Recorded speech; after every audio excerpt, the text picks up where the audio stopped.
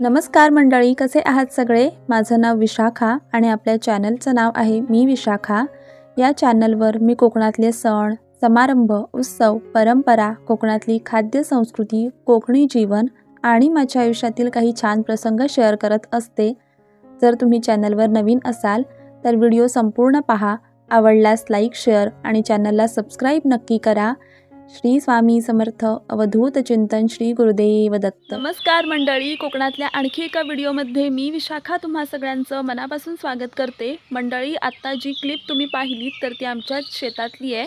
शेतात आज उखळ चालू आहे। उखळ म्हणजे मळ्यांमध्ये पेरणी झालेली नाही आहे पण लावणी लावायची आहे, तर त्या मळ्या नांगरून घेतात। दोनदा नांगरतात, एकदा उखळ आणि दुसऱ्यांदा बेर। असं केल्यानं लावणी लावताना जेव्हा त्या मळ्या नांगरल्या जातात तर तेव्हा जास्त त्रास होत नाही, मोठी ढिकळं येत नाहीत आणि चिखलसुद्धा चांगला होतो, म्हणून आज उखळ चालू आहे। ह्या सगळ्या मळ्यांची उखळ करून झाली की मग बेर करतील आणि मग 21 दिवसांनंतर रोपं वाढल्यानंतर लावणीला सुरुवात होईल। तर ही अशी सगळी प्रोसेस आहे। तुम्हाला एकदा आपण लावलेल्या भाताचं काय झालंय ते दाखवते। हे भात अजून काही रुजून आलेलं नाही आहे पण येईल। 21 दिवसांचा कालावधी लागतो रोपांची चांगली वाढ व्हायला आणि 21 दिवसांनंतर त्याची लावणी लावली जाते, त्यामुळे येईल। एक नंबर धुकं पसरलं आहे, पाऊस चढावणार आहे। तिकडे काकाने मशीन चालू केली आहे तर त्याच्यामुळे माझा आवाज कदाचित कमी येईल। एक नंबर वाटतंय, भारी। थांबा दाखवते। हे सित्या काका आहेत, त्यांनी मशीन चालू केली आहे तर त्याचाच आवाज येतोय। हा, आपण खाली जाऊन बघूया। आज पेरणीपासूनचा 5वा दिवस आहे आणि तुम्ही बघू शकताय आपल्या शेतामध्ये रोप रुजून आलंय। अगदी छोटं छोटंच आहे, आजच वर दिसतंय पण येईल। खूप छान आलंय, भारी वाटतंय एकदम। ह्या मळ्यांमध्ये नांगरलं होतं, मी पण खतलं होतं, भारी वाटतंय। इथे पण आलंय आणि सकाळी सकाळी लवकर उठून अर्णव आलाय। अर्णव हाय, पुढे बैल हाकव।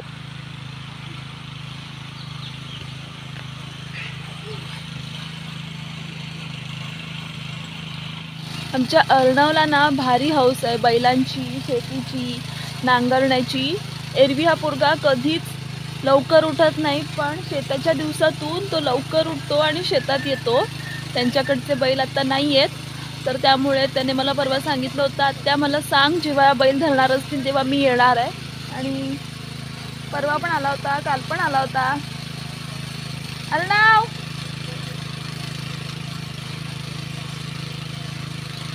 चहा प्यायला येतोय? नको, चल चल।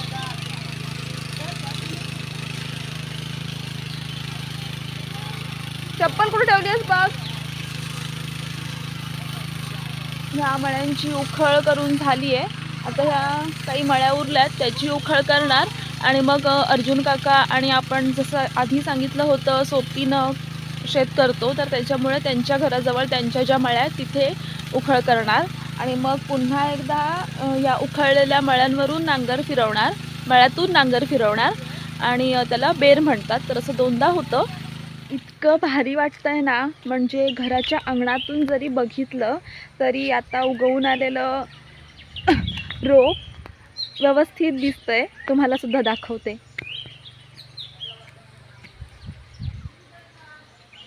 भारी वाटतंय ना, एक नंबर। आपण स्वतः कष्ट करून, घाम गाळून, भाजावळ, कवळ फोडणी, त्यानंतर मग पेरणी, पेरताना खतून कधी कधी पेरलं जातं, नांगरून पेरलं जातं।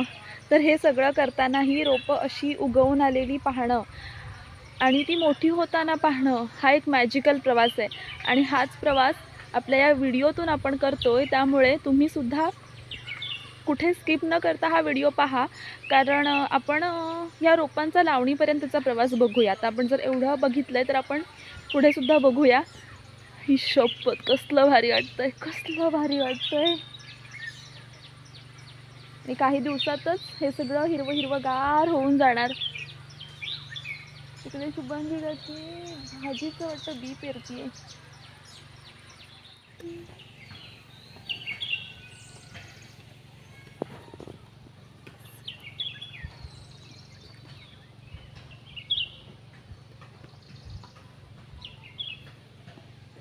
ज्याप्रमाणे आपल्या शेतात हे रोप रुजून आलंय ना, अगदी तशीच त्या दिवशी आपण जी भाजी पेरली होती ती सुद्धा रुजून आली आहे.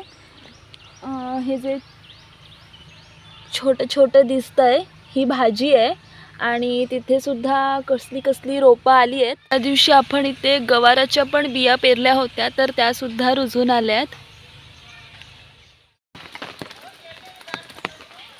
कुठं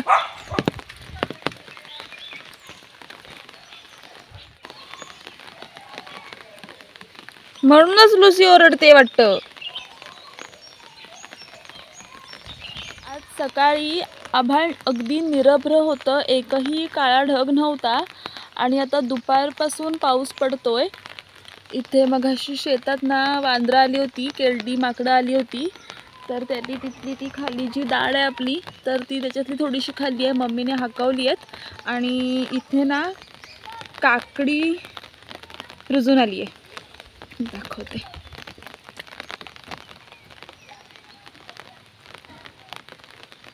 दिसतंय का?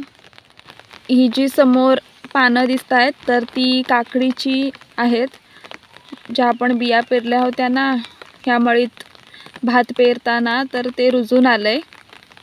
फक्त कोणाला सांगू नका. इथे सुद्धा भेंडी आणि गवार पेरली होती ना मम्मीने तर ती सुद्धा रुजून आली आहे. दिसते भाजी पण आहे त्याच्यातच.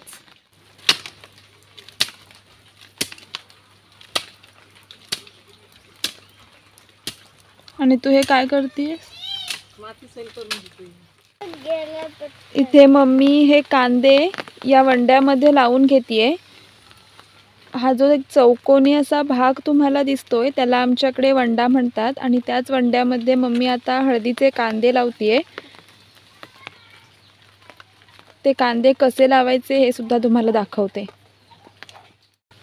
असं घ्यायचं आणि असं लावायचं, खड्डा काढून थोडा.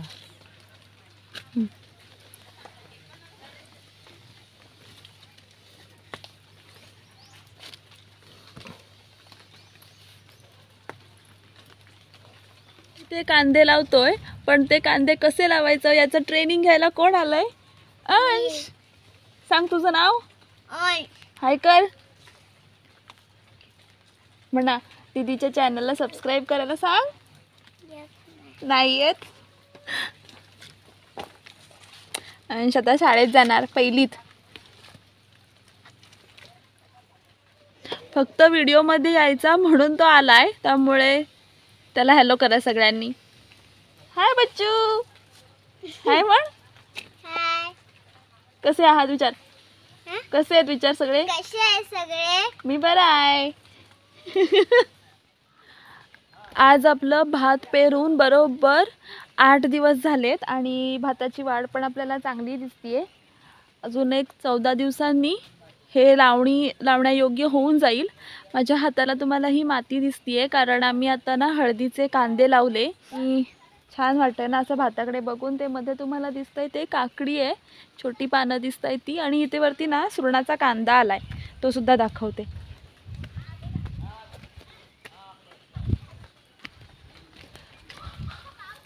हा बघा, हा जो आलाय ना हा सुरण आहे. सुरणाचा कांदा होता खाली तर तो सुरण रुजून आलाय. असं बरंच काही काही रुजून येतं पावसाळ्यात, त्यामुळे बघायला पण छान वाटतं आणि एकदम एक नंबर. 9वा दिवस आहे पेरणीपासूनचा आणि रोपांची वाढ आता बऱ्यापैकी चांगली झाली आहे. म्हणजे आपण असं हातात पकडलं तर ते येऊ शकतंय, एवढी वाढ झाली आहे. पाऊस पण आहे बऱ्यापैकी, पण म्हणावा तेवढा नाही. माकडं केळडी बघा, ती बघा दिसतायत.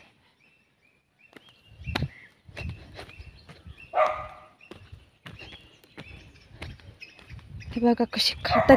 हड हड छा छा. Again we are in our शेत. आज 11वा दिवस आहे पेरणीपासूनचा. रोपांची वाढ होतीये, पण काय करणार, पाऊसच नाही पडत आहे. त्याच्यामुळे संध्याकाळचा वाटतो की पडेल असं गडगडतं, पण पाऊस नाही पडत आहे. त्याच्यामुळे काही समजत नाही आहे यंदा काय होतंय. आत्ता वारा सुटलंय. तिकडे समोर जो डोंगर आहे ना सह्याद्रीचा, तर तिकडे काळोख केला नाही. आमच्याकडे पण सगळीकडे काळोख केला नाही. फक्त जेवढा काळोख करतोय ना त्यातला निम्मा तरी पडू दे. असा धो धो पाऊस पडायला पाहिजे. धो धो 2 दिवस रात्रभर असा पाऊस पडायला पाहिजे ना, की वाटायला पाहिजे पावसाळा सुरू झाला आहे. पण तसा पाऊस पडतच नाही आहे. तुमच्याकडे पडतोय का? पडत असेल तर कमेंटमध्ये नक्की सांगा. आणि आपले व्हिडिओ पाहताय ना, तर कसे वाटतात ते सुद्धा सांगा. आपण 500हून अधिक जणांची फॅमिली झालो आहे, तर त्यासाठी तुम्हा सगळ्यांचं मनापासून अभिनंदन आणि मनापासून कृतज्ञता. काल दुपारी आणि रात्रीसुद्धा पाऊस पडला, तर त्यामुळे वातावरणात एकदम गारवा पसरला आहे. मी आता शेतात आली आहे. आज पेरणीपासूनचा 14वा दिवस आहे, पण अजून म्हणावी तेवढी रोपांची वाढ झालेली नाही आहे. म्हणजे आपण अशी चिमटीत पकडू शकतो, पण लावणी लावण्यायोग्य नाही झालेलं. अजून आहेत एक 7-8 दिवस बाकी आहेत. पाऊस पडेल आणि रोपं चांगली वाढू देत, कारण आता पावसाची गरज आहे. अजून उपलाडंसुद्धा झालेली नाही आहेत. तुम्हाला माहिती आहे उपलाड काय असतं? माहिती असेल तर कमेंट बॉक्समध्ये कमेंट करा. रोपं वाढली नाही आहेत, पण काकडीचा वेल चांगला वाढतोय. आता पानं व्यवस्थित दिसत आहेत. कालपासून आश्लेषा, ज्याला आमच्याकडे आडदडा म्हणतात, तर ते नक्षत्र सुरू झालं आहे आणि पाऊस पण चांगला पडतोय. रात्री पण चांगला पडला, सकाळी पण एक मोठी सर पावसाची येऊन गेली. त्यामुळे आत्ता कुठे वाटतंय की पावसाळा सुरू झाला आहे. आता शेतात आली आहे, पण इतके दिवस पेरून झाल्यानंतर पाऊस नव्हता, त्यामुळे रोपांची वाढ म्हणावी तशी होत नाही आहे अजून. आज 15वा दिवस आहे पेरणीनंतरचा, पण एक अजून 8 दिवस बाकी आहेत. तर आपण वाट बघू शकतो आणि अशी आशा ठेवू शकतो की पाऊस पडेल आणि या रोपांची वाढ चांगली होईल आणि मग जोरात लावणीला पण सुरुवात होईल. अळ्यांमध्ये भाजीचं बी पेरलेल्याचा व्हिडिओ तुम्ही पाहिलात आणि त्या व्हिडिओच्या कमेंट बॉक्समध्ये कमेंट अशी होती की विशाखा, आम्हाला ती भाजी मोठी झालेली पाहायला आवडेल. तर ती भाजी मोठी व्हायला अजून वेळ आहे, पण त्या पेरलेल्या बियांचं काय झालं ते दाखवते. हे बघा, ही ती भाजी आपण अशी पेरली. तिकडे पण भाजीचं बी पेरलं होतं त्या वरच्या कोपऱ्यामध्ये आणि इकडेही पेरलं होतं. ह्या बाजूची व्यवस्थित रुजून आली आहे. ही बघा, इकडे तुम्हाला व्यवस्थित अशी घट्ट दिसेल. मध्ये हे गवत पण आलं आहे, ते नंतर काढावं लागेल भाजी जेव्हा फोडावी लागेल तेव्हा. वरच्या कोपऱ्यामध्ये जे बी पेरलं होतं ना, तर त्या बियाचं काय झालं, ज्या दिवशी भाजी पेरली त्याच संध्याकाळी मोठा पाऊस आला आणि त्या पावसामुळे ते बी इकडे खाली असं वाहून आलं. त्यामुळे इथे जास्त भाजी उगवून आली, तिथे वर तुम्हाला दिसत नाही आहे. आणि भाजी फोडणं म्हणजे काय असतं ते सांगते. भाजी जेव्हा मोठी होते, तिची व्यवस्थित अशी रोपं तयार होतात ना, तर ती त्याच्या मधली रोपं काही उपटून दुसरीकडे लावावी लागतात, जेणेकरून सगळ्या रोपांची व्यवस्थित वाढ होईल. तर हे असं सगळं आहे. इथे सुद्धा एक सुरणाचा कांदा आहे, इथे पण आहे, आणि इथे मम्मीने काय भेंडी काय पेरलं होतं, मी सांगितलं होतं पण मीच विसरली आहे. तर ते आलंय रुजून.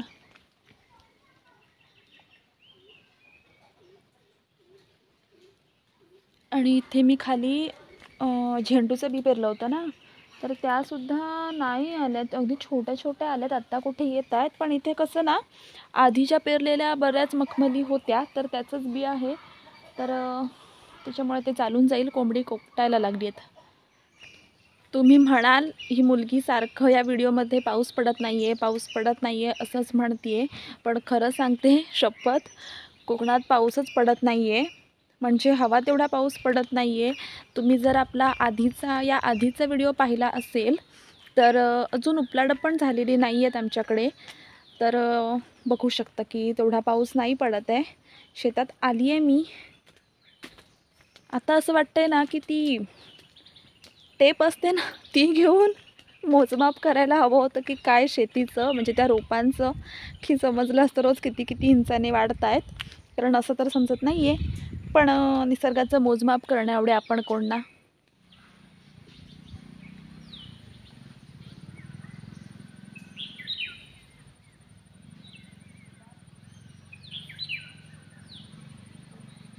पावसावरच अवलंबून आहे.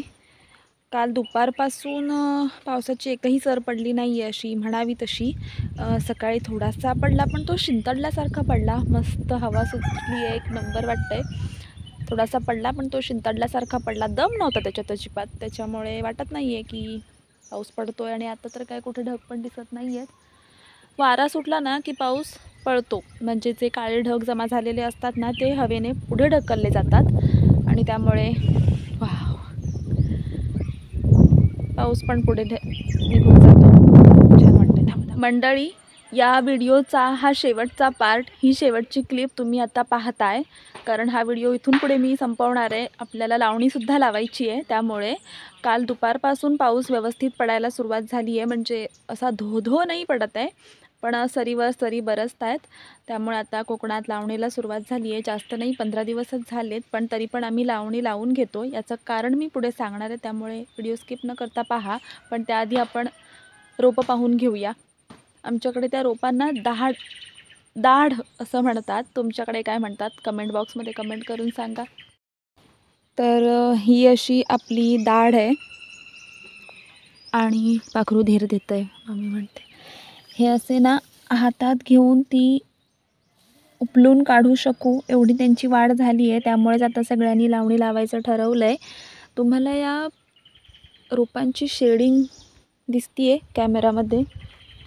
म्हणजे मी मागाशी जेव्हा असं बघत होते ना, तर तेव्हा लक्षात आलं, बघा किती वेगळ्या प्रकारची, म्हणजे रंगाची शेडिंगमध्ये किती तिथे अगदी पोपटी आहे. काही ठिकाणी डार्क ग्रीन झाला आहे, काही ठिकाणी हलका हिरवट आहे. म्हणजे एकाच बियाण्यापासून उगवून आलेली ती सगळी रोपं आहेत, पण तरी पण त्याच्या रंगामध्ये किती फरक आहे. हिरव्याच रंगाच्या किती वेगळ्या शेड्स आपल्याला तिथे बघायला मिळत आहेत. मंडळी, मी तुम्हाला म्हटलं की आम्ही 15 दिवसानंतरच लावणी का लावून घेतो आहे. तर आमचं जे हे शेत आहे ना, तर ते पाणतळीचं नाही आहे, उपलाडाचं नाही आहे. तर त्याच्यामुळे जेव्हा पाऊस पडेल तर तेव्हा ते पाणी साठवून मळ्यांमध्ये भरून ठेवून व्यवस्थित बांध घालून ते पाणी अडवून सगळीकडून पाणी घेऊन येऊन कसंबसं लावणी लावावी लागते. आणि आता पाऊस पडतो आहे, त्यामुळे मग तसंच सगळं केलं आहे आणि लावणीला सुरुवात केली आहे. तुम्ही बघू शकता इकडच्या मळ्यांमध्ये पाणी नाही आहे, पण जसा पाऊस पडेल तसं हळूहळू लावणी लावत जाणार. कधी तर इतका पाऊस पडतो की एकेका दिवसात 7-8 मळ्यासुद्धा लावल्या जातात आणि कधी तर 1-2 मळीवरच समाधान मानावं लागतं. तर असं सगळं आहे कोकणात. आणि मला कळतं आहे, हे लोक म्हणजे ज्या लोकांकडे पाणतळीची जमीन नाही आहे, शेतजमीन नाही आहे, तर त्यांना समजू शकतं की अशावेळी किती हाल होतात. कारण जिथे पाणतळ असते, जिथे उपलाडं होतात, तर तिथे पाणी मळ्यांमधून बाहेर काढावं लागतं आणि जिथे पाणतळ नसतात ना, तर त्या मळ्यांमध्ये पाणी आणावं लागतं. तर अशी सगळी गंमत आहे, असा सगळा स्ट्रगल आहे. व्हिडिओमध्ये काय पाहायला मिळालं तुम्हाला मला नाही माहीत. मला बनवावासा वाटला होता, म्हणून मी हा व्हिडिओ बनवला. तुम्हाला कसा वाटला कमेंट करून नक्की सांगा. आणि आवडला तर लाईक करा, शेअर करा. चॅनलला अजून सबस्क्राईब केलं नसेल तर प्लीज सबस्क्राईब करा. आणि असे छान व्हिडिओ तुमच्या भेटीला मी घेऊन येणार आहे. आता लवकरच लावणी जोरदार पुढे जाणार आहे, सुरू झालीच आहे. तर त्याचेसुद्धा व्हिडिओज तुम्हाला पाहायला मिळतील. तर स्टे ट्यून. चॅनलला नक्की सबस्क्राईब करा. भेटू लवकरच एका नवीन व्हिडिओमध्ये. तोपर्यंत काळजी घ्या. श्री स्वामी समर्थ. अवधूत चिंतन. श्री गुरुदेव दत्त. पाऊस आला.